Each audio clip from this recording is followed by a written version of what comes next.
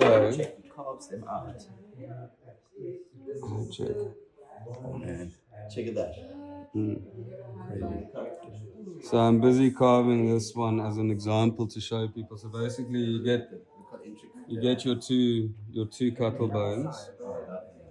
You flatten them. You get a nice flat surface with a piece of sandpaper. You flatten them, and then you take them and you rub them together so that you have so they meet nicely. And then you make a key.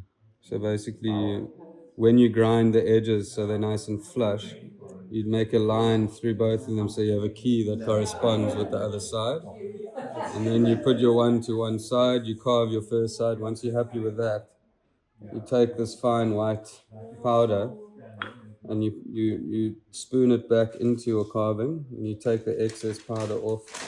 You then line your lines up perfectly. Intricate, eh? And then you flip it over and give it a little tap, and that dust falls out and sits on the place you need to carve your next side.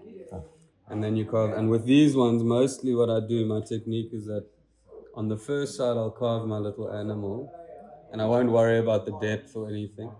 But then when I do my second side, I frame that image, and I carve an even depth on the second side. That's just thick enough for the metal to flow into. And then I'll when you want to cast and you're happy with both your sides, I'll also, around my carving, I'll carve a whole network of little air vents. Okay. So as I'm pouring the bronze in, it displaces that air and sends it out, as opposed to trapping air in there, and then you might get an air bubble somewhere and you won't get a full casting. So basically, and then when I pour them, I carve a nice thick pouring spout so that I have a good target to funnel the bronze in. And you said it like singes the cuttlefish bone for a second. It's literally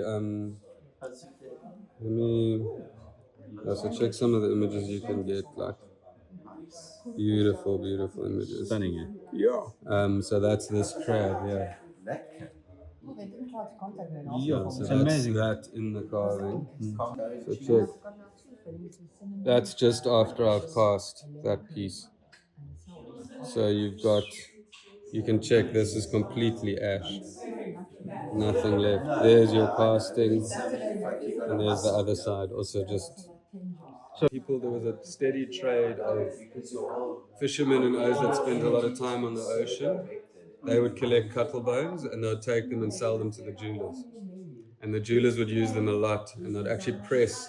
Because what you can also do, if you check here, that you see how that's nice and flat. Yeah. That's because I've now pressed a little tool into it. Yeah. And instead of carving and exposing the grain, I've compressed the material, which gives you a flat surface.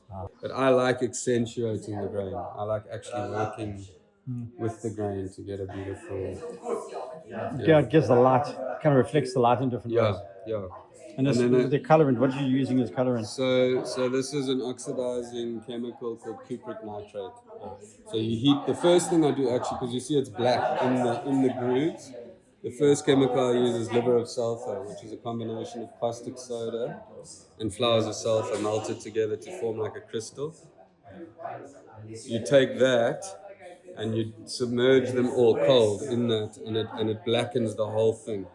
Okay. And then you rub that back, or you buff it back, and it highlights the risen areas, and in the depressions that black stays, which gives it a beautiful depth basically to the piece. Yeah. And each piece, how many hours are taking? Depending on the carving takes like 2 days. Wow. 2 days, or it's sometimes quicker, not always 2 days, but yeah, it can take up to 2 days if it's a very fine, intricate piece. Yeah. So thanks, Ben. It's beautiful. Pleasure.